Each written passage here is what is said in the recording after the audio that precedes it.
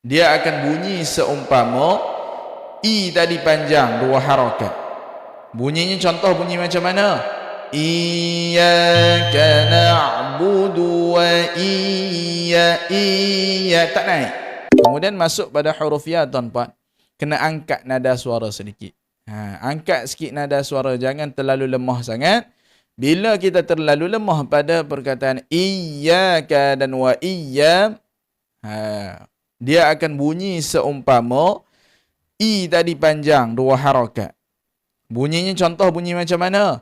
Iyyaka na'budu wa iya tak naik.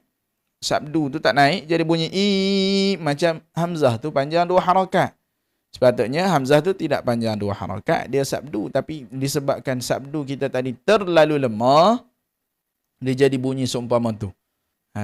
Okey, pastikan kita angkat sikit nada suara. Iyyaka. Untuk mengelakkan hamzah kita bunyi macam 2 harakat.